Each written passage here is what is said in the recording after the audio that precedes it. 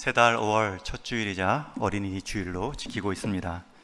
원래 오늘 말씀의 제목은 어린 모세가 아니라 어린 시절이 없는 인생은 없습니다 라고 잡으려고 했는데, 실제 그렇지요. 태어나는 순간부터 어린아이의 시작이기 때문에 누구나 다 어린아이 시절을 갖고 있습니다. 그런데 앞으로 몇 번에 거쳐 이 모세의 각 시기마다 하나님께서 어떻게 그를 준비하셨고 사용하셨고 복을 주셨는가, 그 상황들을 함께 나누고자 오늘 제목을 어린 모세로 잡았습니다. 다음 주 어버이 주일은 부모 모세, 또 그 다음에는 장년 모세, 노년의 모세, 그렇게 흐름에 따라 삶의 기간들을 따라 하나님 말씀을 함께 살펴볼 계획입니다. 누구나 아이와 같이 다 순수한 때가 있었습니다. 천국은 어린아이들과 같이 되지 아니하면 결단코, 강조형으로 말씀하지요, 결단코 들어가지 못한다 하신 주님의 말씀처럼 저와 여러분은 가장 천국에 합당한 한 인생의 시절을 보낸 인생들입니다. 그래서 어린이 주일의 의미는 그런 어린아이의 마음, 천국에 합당한 그 마음을 다시 한번 회복하며 그때 주신 특별한 은혜를 다시 한번 기억하자, 그런 의미가 있을 것이고요. 또 한 가지는 그런 때를 지나고 있는 지금의 어린이들, 다음 세대들을 우리가 귀하게 보고 잘 대해주고 잘 되게 하자, 그런 마음의 다짐으로 보낸다면 의미 있는 어린이 주일이 될 것입니다. 여러분도 어린이였던 적이 있습니다. 그리고 우리 앞에는 계속해서 어린아이들이 있어야 하고 있을 것입니다. 제 딸 아이 학교를 예를 들어보면 지금 시내에 있는 여자 중학교 그 한 학년의 숫자가 60명이라고 합니다. 한 반의 숫자가 아니라 한 학년의 숫자가 60명, 네 반까지 있는데 한 반당 15명 내외입니다. 그래서 학생 전체, 한 학년이 아니라 학교 전체 학생들이 모여도 채 200명이 안 되는 전교생의 숫자로 아이들의 수가 줄어들고 있습니다. 그런 상황에서 또 우리 믿음의 부모님일지라도 교회 주일학교와 또 교회에 연결되는 아이들이 점점 줄어들고 있는 상황입니다. 이런 상황에서도 하나님은 분명히 해법을 갖고 계십니다. 오늘 말씀이 그 해법을 우리에게 보여주기 때문에 잘 들어야 합니다. 당시 모세의 상황은 아이들이 줄어드는 숫자 정도가 아니라 아이들을 죽이려는 상황에 있었습니다. 그런 상황에서 하나님은 결국 하나님의 해법을 실행하십니다. 출애굽기 말씀은 그 제목의 의미처럼 이스라엘 백성들이 왜 애굽에서 나와야 하고 그 나오는 과정이 어떠한지를 전 과정을 중계하듯 보여주고 있습니다. 우리말 한글 성경에는 번역되지 않았지만 출애굽기의 첫 단어는 그리고라는 단어입니다.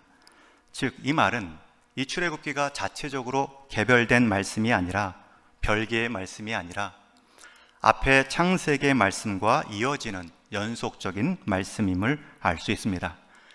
그래서 출애굽기를 잘 이해하기 위해서는 앞에 창세기 마지막 내용을 잘 이해하고 그 흐름에 따라 출애굽기 말씀을 들어야 합니다. 창세기 마지막 말씀은 요셉에 관한 말씀이죠.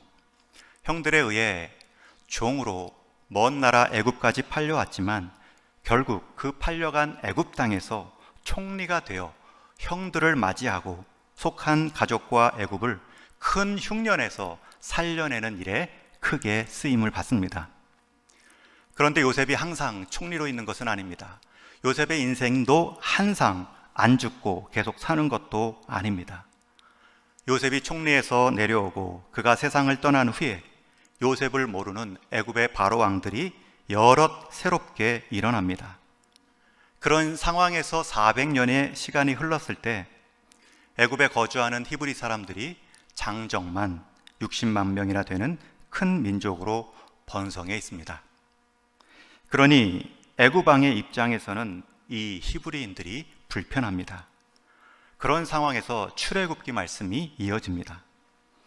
이 이스라엘 백성들이 종으로 애굽 사람들을 돕는 모습으론 흡족하지만 이 추세라면, 이 숫자라면 언제 반역할지 모르고 언제 이방 나라와 힘을 합쳐 전쟁을 일으킬지 모른다 불안해 있습니다. 게다가 그 아이를 낳는 출산 속도가 여전히 빠릅니다. 언제 다시 2배의 숫자로 불어날지 모르는 상황에서 바로 왕은 은밀히 인구 제한 정책을 시행합니다. 출산 도우미들에게 아이가 남자이거든 태어나는 즉시 죽이라. 그러나 그것마저 여의치 않자 이번에는 공개적으로 모든 히브리인들의 남자 아기들은 태어나면 나일강으로 버려 죽이라 공문을 내립니다. 아가 중에 남자를 제거하라는 것, 이 말은 여자를 살려두니 크게 반발하지 말라, 그렇게 여겨질 수도 있지만 앞으로 20년, 30년 뒤에는 최소한 손에 칼이나 무기를 들 수 있는 남자가 한 명도 없다는 뜻입니다. 그리고 남은 히브리 여인들은 애굽 남자들과 결혼함으로 동화되겠지. 이것이 바로 왕의 꼼수입니다. 여러분, 미래가 없는 민족, 다음 세대가 계속 자라지 않는 나라보다 암담한 모습은 없습니다. 우리나라 출산율도 부부당 1.1명이라고 하죠. 아이들을 위해서라도 형제, 자매, 남매로 자라날 수 있도록 우리 이 땅의 젊은 부부들이 생각을 바꾸어주고 또 그렇게 아기를 좀 많이 낳아 함께 다복한 모습으로 자라갈 수 있는 여러 정부 정책들이 나오면 좋겠다, 그런 마음이 있습니다.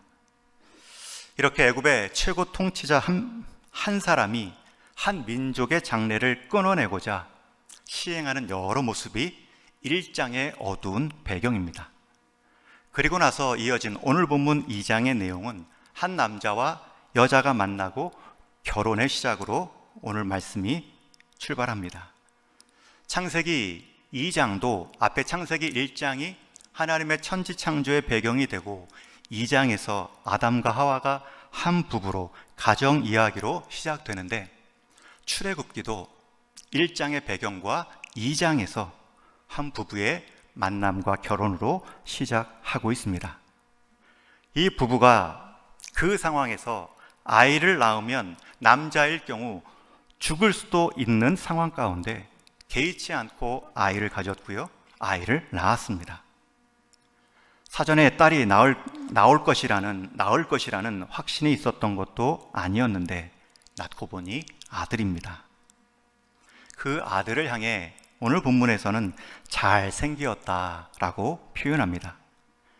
여러분, 이 잘생겼다라는 히브리어 원어는 보기에 좋았다라는 뜻입니다.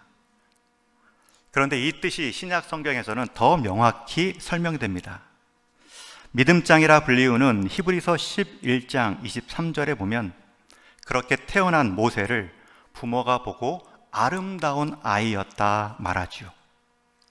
여기서 또 헬라어 아름다운 아이라는 말은 아스테이오스, 이 말은 만족스러운, 받으실 만한 이란 뜻을 갖고 있습니다.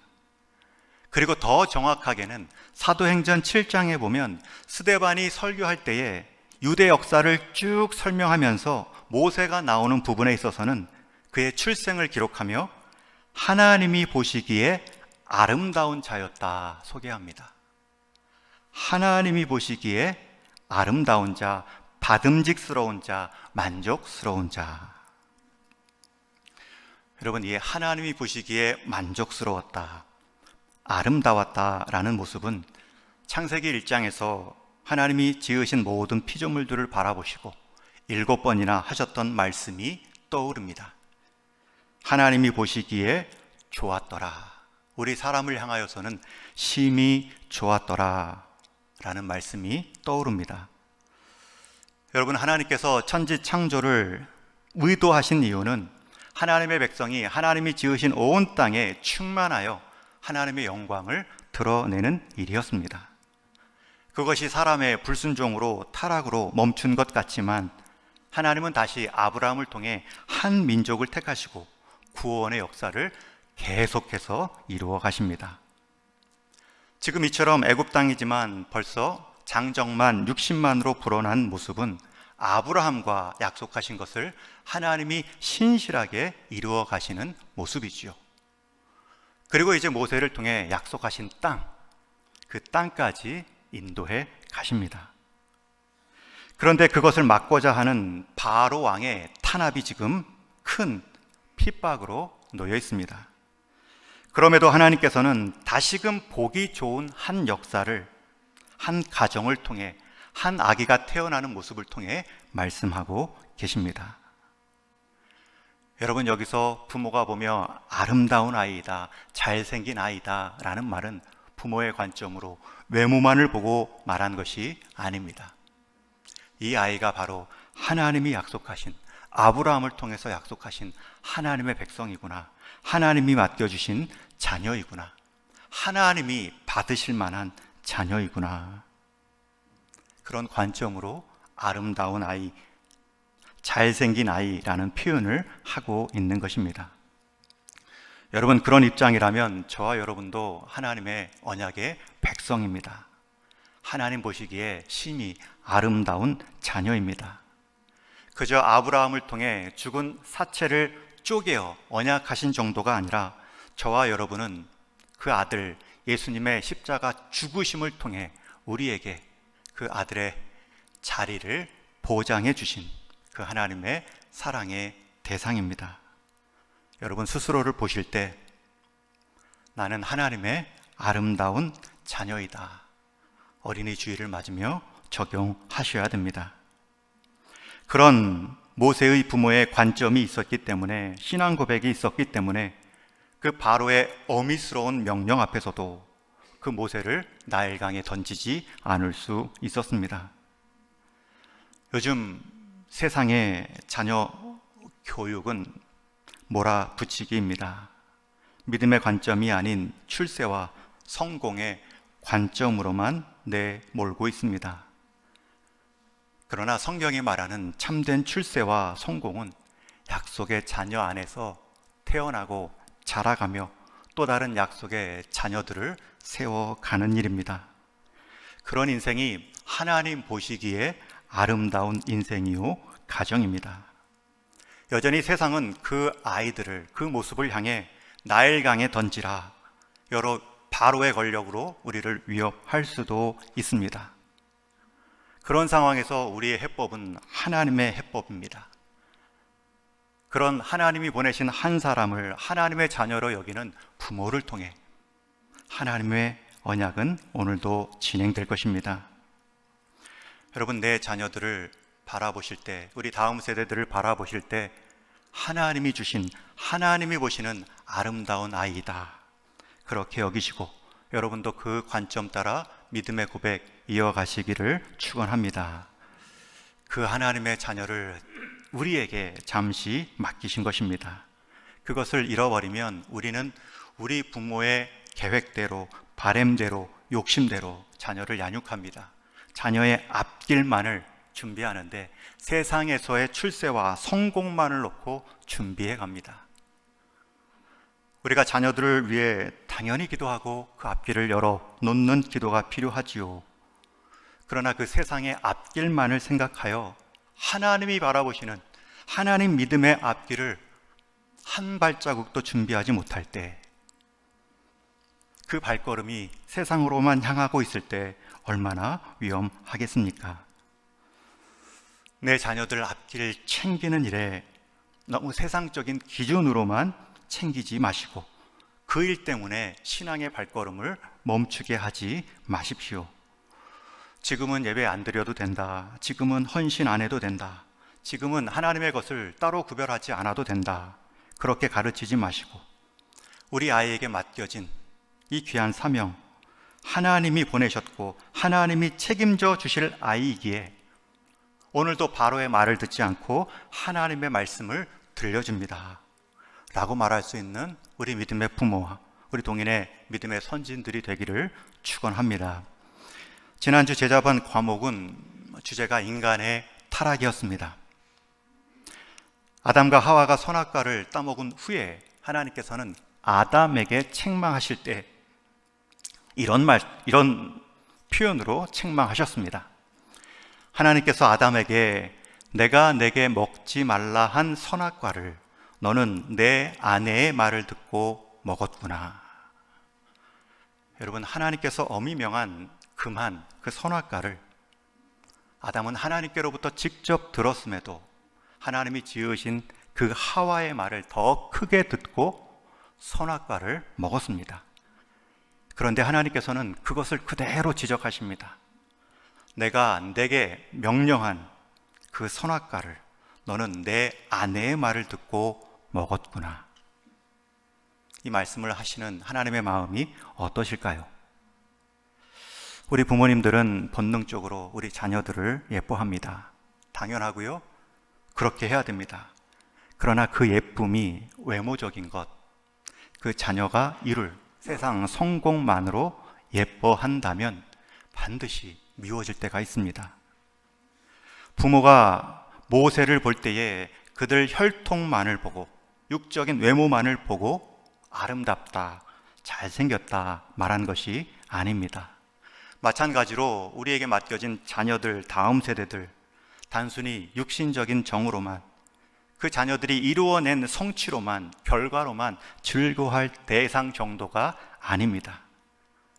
우리 자녀들은 하나님의 기쁘신 뜻을 이루기 위해 이 땅 가운데 보내졌고 하나님의 계획과 뜻을 이루어갈 한 생명으로 우리에게 맡겨주신 것입니다. 그러니 우리는 아담이 하나님의 말보다 하와의 말을 듣고 불순종했던 것처럼 우리가 하나님의 말씀을 듣기보다 세상의 말을 들으며 자녀를 양육할 때에 함께 넘어질 수도 있습니다. 부모는 아이를 볼 때마다 하나님이 맡기셨으니 하나님이 이 아이에게 무엇을 원하실까? 어떤 아이로 키워야 하나님이 기뻐하실까? 이것을 늘 염두에 두며 그를 대하고 기도하는 것입니다. 여러분, 이 생각을, 이 마음가짐을 포기하시면 안 됩니다.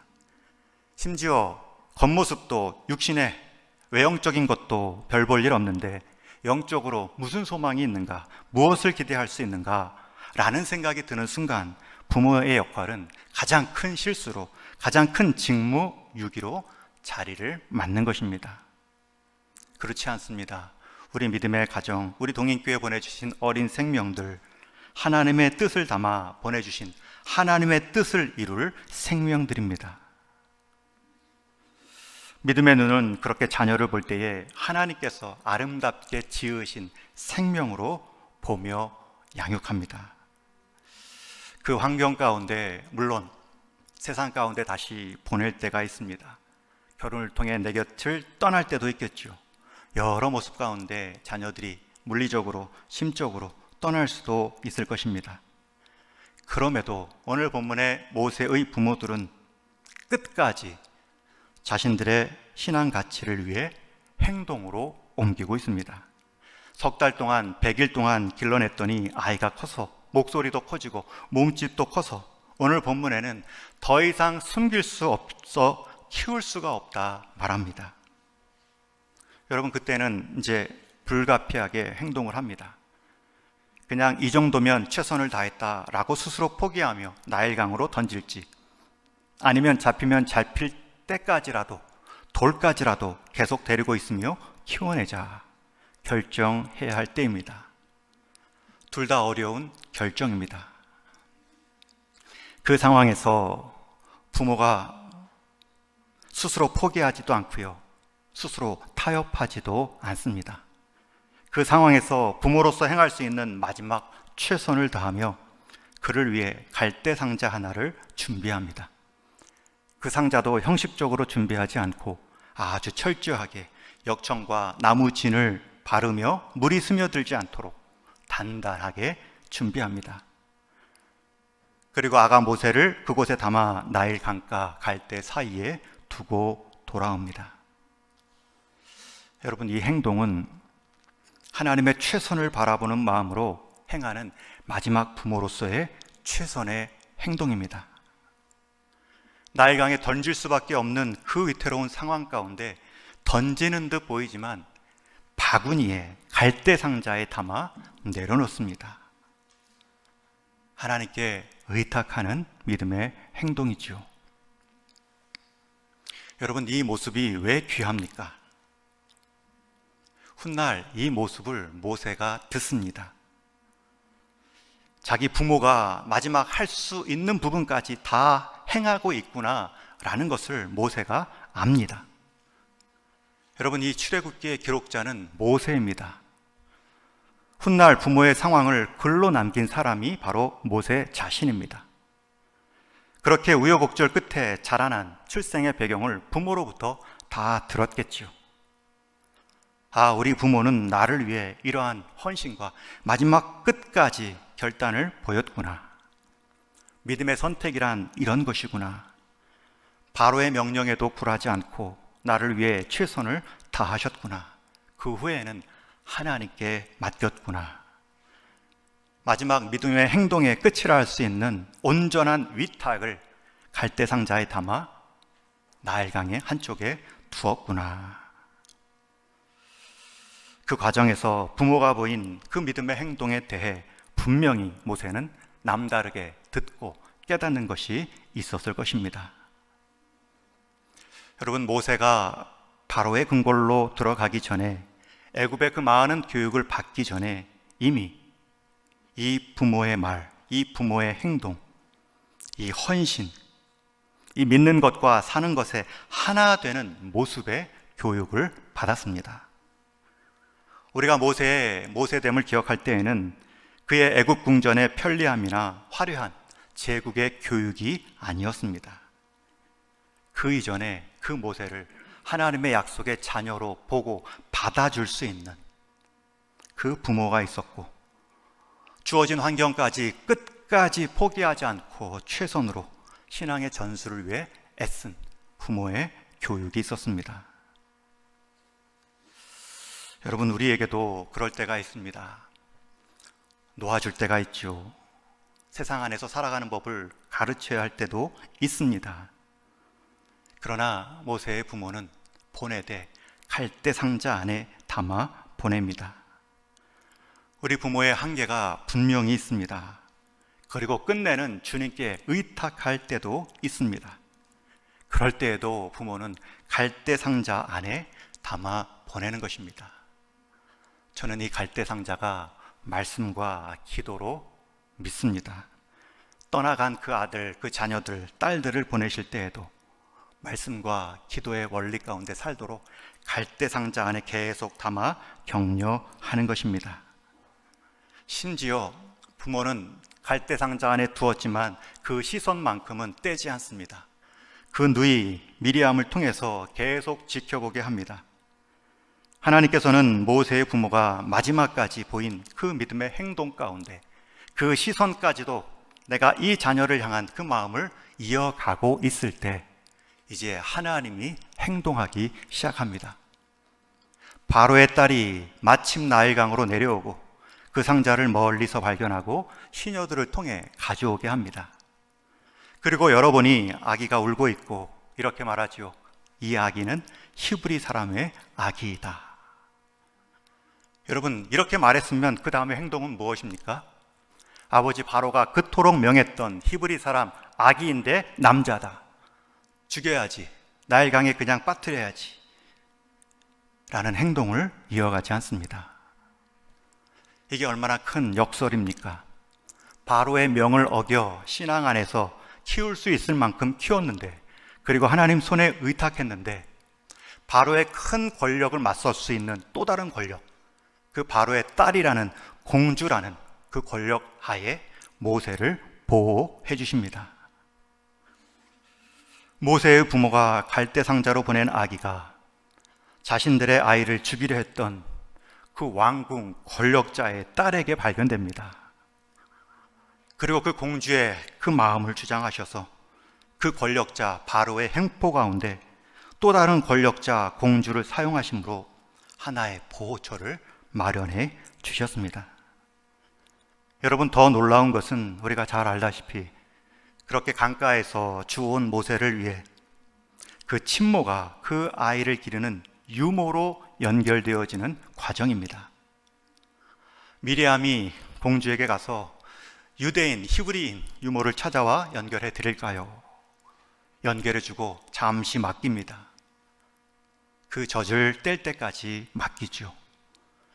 여러분, 이 얼마나 하나님의 섬세한 인도하심입니까? 거기서 이 모세의 모친 요게벳은 무엇을 가르쳤을까요? 내가 언제까지 유모로서 젖을 먹일 수 있을까? 젖을 떼면 다시 찾을 텐데 그 기회까지 무엇을 위해 기도했고 무엇을 모세에게 가르쳤을까요? 모세야, 이제 조금 있으면 궁 안에 들어가지만 너는 히브리 사람이다. 하나님 보시기에 아름다운 사람이다. 지금 성 밖에 있는 저 고난받는 사람들, 히브리인들, 유대인들이 바로 우리 백성이다. 이 궁전은 잠시 머물 곳이다. 하나님은 우리에게 가나안을 약속했다. 내가 그 일에 쓰임 받을 수도 있다. 그 과정에서 고난을 경험할 수도 있다. 그러나 하나님은 약속하신 것을 신실하게 이루시는 분이다. 이렇게 지도하지 않았을까요? 이렇게 기도하지 않았을까요? 이것이 그저 생각이나 상상이 아닙니다. 히브리서 11장 말씀에 보면 모세를 향하여 이런 평가를 내립니다. 우리 11장 23절 말씀을 함께 읽겠습니다. 시작. 믿음으로 모세는 장성하여 바로의 공주의 아들이라 칭함받기를 거절하고 도리어 하나님의 백성과 함께 고난받기를 잠시 죄악의 낙을 누리는 것보다 더 좋아하고 그리스도를 위하여 받는 수모를 애굽의 모든 보화보다 더 큰 재물로 여겼으니 이는 상 주심을 바라봅니다. 여러분, 이 한 구절에서 모세를 향했던 모세 부모의 신앙관, 교육관이 다 나옵니다. 바로의 공주의 아들이라 불리우는 것도 잠시다. 하나님의 백성으로 불리우는 것이 더 낫다. 왕궁에서 죄악의 낙을 누리는 것보다 하나님 백성답게 살다가 고난받는 것, 심지어 수모를 당하는 것은 애굽의 모든 보화보다도 더 값진 일이다.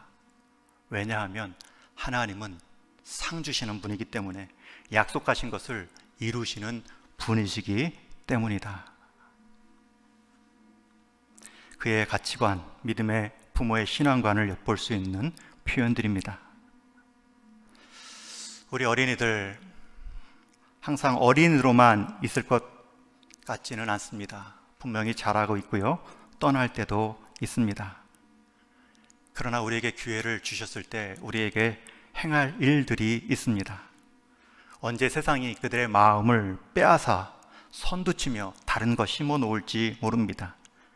아니면 우리 부모가, 믿음의 선진들이 영적인 민감도가 떨어져 자녀에 대해 무관심으로 그저 세상에 방치할 수도 있습니다. 그러나 아직 늦지 않았습니다. 지금 이렇게 기도하며 예배하는 여러분들의 모습, 자녀들을 볼 때마다 밤낮으로 기도하는 여러분들의 모습, 그것은 세상으로 떠나보낸다 할지라도 갈대 상자를 준비해 놓는 믿음의 행동이 될 것입니다. 우리가 할 수 있는 바 최선을 다하는 것입니다. 그리고 하나님께 의탁하는 것입니다. 그리고 그 인생을 하나님께서 어떻게 길을 열어가 주시는가 보는 것입니다. 바로의 공주를 보내줄 것이고요, 그 말씀을 계속 들을 수 있는, 정체성을 확인할 수 있는 친모의 자리도 허락해 주실 것입니다. 우리 어린 다음 세대들, 세상의 악한 가치관 가운데 위협받고 살아가고 있습니다. 여러분, 그것을 어떻게 모세의 부모는 이겼습니까? 약속의 자녀다, 약속의 자녀다. 여러분, 자녀들에게 수도 없이 너는 하나님의 약속의 자녀다 일깨워 주시고 가르치셔야 됩니다. 이 관점을 놓으시면 안 됩니다. 그리고 할 수 있는 범위에서 갈대 상자를 마지막 짓는 모습이다 할지라도 그 신앙적 교육을 위해 끝까지 포기하지 않는 태도가 필요합니다. 아직 늦지 않았고요, 우리에게는 부모됨의, 믿음의 선진됨의 기회가 있습니다. 우리가 준비할 갈대 상자는 무엇입니까? 여러분, 편지일 수도 있고 마지막 남겨놓은 유언일 수도 있습니다. 하나님이 그 인생 어떻게 변화시키고 쓰실지는 하나님의 자녀이니 하나님이 결정하시겠죠. 그러나 우리가 부모됨의 자리에 있는 동안 우리 부모의 책임, 마지막 갈대상자까지 놓는 그 태도는 놓을 수 없습니다. 다시 한번 강조하며 말씀을 맺습니다. 여러분, 우리 자녀 다음 세대는 하나님의 뜻을 담은 하나님의 자녀라는 관점 잊지 마십시오. 그리고 그 자녀를, 다음 세대들을 우리 가정에, 우리 교회에 보내셨기에 포기하지 않고 기회가 날 때까지 가르치겠다, 갈대상자를 준비하며 기회를 열어주실 때마다 권면하고 격려하겠다는 그 태도, 그 관점과 태도를 지켜 나가십시오. 이 아이는 하나님의 자녀이다, 이 아이를 내가 할 수 있는 것까지 하겠다, 그 관점과 태도가 모세를 모세답게 만들었습니다. 저와 여러분, 이 시대 가운데 그 관점과 태도를 지켜 나간다면 믿음의 부모, 믿음의 선진들의 역할은 다 충성스럽게 감당하는 것입니다. 그러할 때 우리도 모르게 숨은 곳 이곳 저곳에서 자라고 있고 쓰임받을 한 시대를 감당하고 한 세대를 책임질 모세와 같은 쓰임받는 일꾼들이 지금도 준비되어지고 있음을 믿습니다. 그렇게 하나님 자녀로 보시고 맡겨주신 우리 부모의 최선을 포기하지 않고 감당함으로 이 어려운 시기에 다음 세대들을 어떻게 일으킵니까? 하나님의 방법, 하나님의 한 모세가 지금도 준비되어 있음을 믿고 우리 역할 감당하는 저와 여러분 되기를 주님의 이름으로 축원합니다. 우리 같이 한번 기도하겠습니다.